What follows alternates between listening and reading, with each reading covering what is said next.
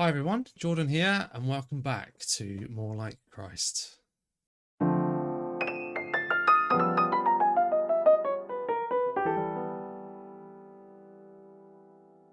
So I was in a shop the other day, a supermarket, I think, and the music was all Christmas music. It's the 13th of November. This is probably last week, so we're talking first week of November, Christmas music. It's like Halloween's out the way, pumpkins and mince pies have switched. Pumpkins out, mince pies in. Not that I'm complaining at all about mince pies being in the shops. Now, if you've got children, you will be also feeling the pain of the nights drawing in. Where I used to take Isaac out to the park until 4:30, 5. If we did that now, we'd get there and we'd have to turn around because in half an hour it's getting dark again by the time he gets up from his nap. So we've had to get a bit creative about evenings. And since our second child was born just a few weeks ago, I pretty much spent 4 weeks with Isaac, which has been amazing. But we've had to be a bit. It's been a bit taxing thinking of places to go each day. So here's a top tip, or not, depending on what you think.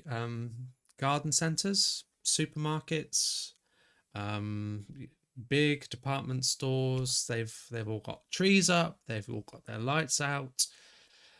We have a garden centre that's got singing reindeer and a huge little model Christmas village. And Isaac just goes mad for all of that. So after his nap, if it's a little late and it's getting dark, we sometimes just take a trip to the garden centre.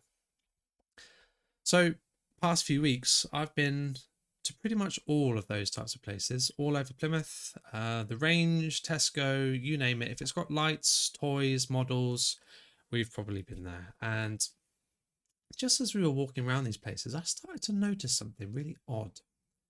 Actually, I started to notice the distinct lack of something, the absence of something in all of these places that we were going. Full of lights and decorations, models, trees, presents, ornaments, but no matter how hard I tried, I couldn't find anything related to where Christmas all began, the birth of Jesus. There wasn't a joy to the world, not a nativity, not a wise man or shepherd, not an angel, not even a donkey in sight. This isn't strictly true. There was one garden centre. I searched high and low, and I mean, I really, really had to look. And I found a donkey, one of those like infinity mirror display things. So there was a donkey. And then tucked away in the corner, kind of behind a bit of a barrier, but right on the bottom shelf was a wooden nativity scene, about 20 centimetres by 30 centimetres. Now, why was I surprised about all this? Well, Christmas Day is it's the day that Christians celebrate the miracle of the birth of Jesus, the Son of God, himself fully God, but taking on a human nature, becoming fully human to act on our behalf. And this is quite a momentous occasion in history because it's the moment that God reached down to earth and planted the seed that would grow into the only way that we could be truly rescued and reconciled to Him. Christmas and Easter are the two big ones in the Christian calendar. In those, we pick up the death, the birth, and the resurrection of Christ. And these three things are really the foundation of the Christian faith. So Christmas is right up there at the top of the list. But not only that, these two dates have kind of shaped our civilization. The West is the West because of the Christian faith. And earlier this year, I read a book by Glenn Scrivener.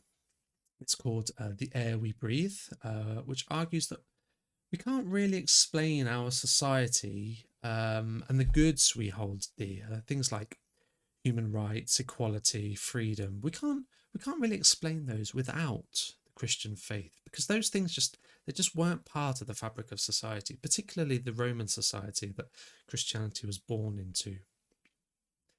Now, Scrivener is a Christian, but another author, Tom Holland, who is not a Christian, also argues that the West has been fundamentally shaped and benefited from and stood on the foundation of the Christian faith. And he wrote all this in his book. It's called Dominion. So, Christmas. I know that for many it's just a holiday. With the New Year celebration, the businesses shut down. We spend time with family. We share food with one another. We give each other gifts.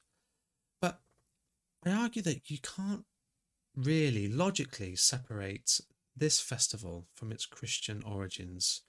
Now you might ask, well, not why not? Well, with the same logic, why do we not forget Guy Fawkes on Bonfire Night, or why don't the Americans forget when the Americans beat the British in the War of Independence and celebrate that on the 4th of July?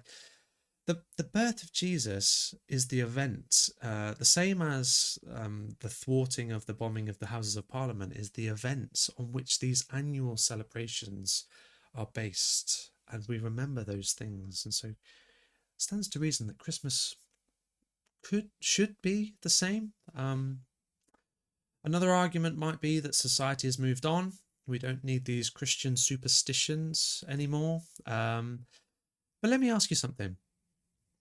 Do you think the secularization of Christmas is a good thing?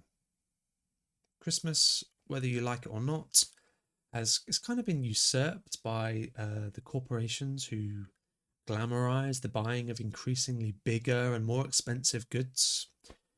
People kind of feel pressured into spending more money than they can afford, things they don't really need, and the only really people who benefit from that are the Amazons, the Apples, the Googles.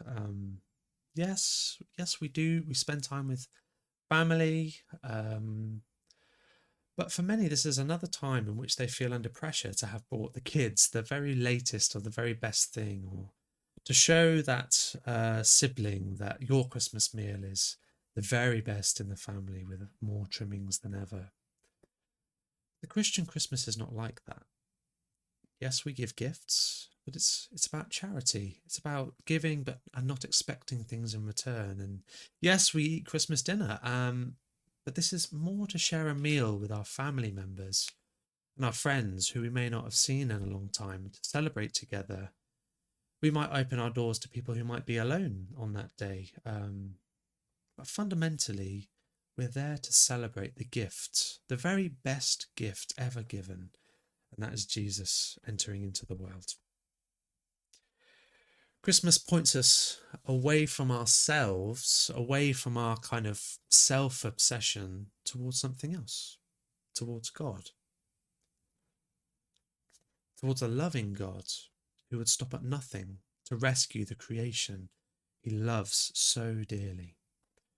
We remember Jesus' birth, and this creates a love in our hearts for him and for others to share that gift.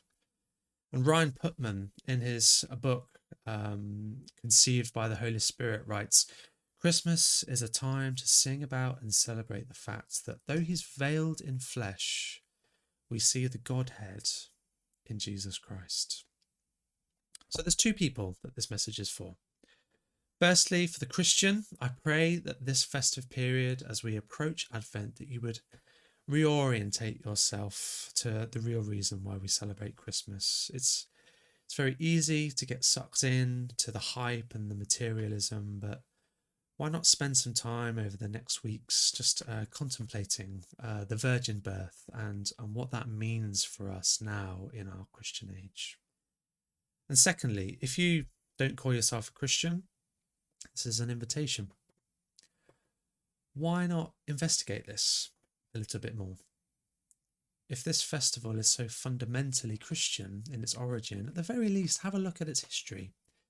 And you can find this in the Bible, in all 4 Gospels, but I would suggest, if you're going to start somewhere in this story, reading the 2nd chapter of Luke, Luke chapter 2.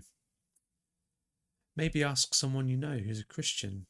If you can go to a carol service leading up to Christmas Day, that's often the service where they go through the Christian story and explain a bit about what Christmas is. Or perhaps even go on Christmas morning if you're not too busy cooking turkey or parboiling your potatoes or something like that. But you will see and you will find a people who are filled with a kind of joy. And you won't you won't be able to put your finger on exactly what that joy is about, but it is something that you will want to taste more of. And this joy comes from knowing that the birth of this baby, Jesus, was the greatest miracle that ever occurred. And it would mean that through this man, we would see our God, our Creator, the one we have all rejected at one time, but who reaches down to bring us back to him, back to himself through faith in his Son, Jesus. So I pray a blessing over you and your family this Christmas. Be safe, enjoy the celebrations, and remember the God who made you, who loves you and who cares for you. He gave us the best gift that has ever been given, and one which you can accept still today. So God bless you. Take care. See you soon.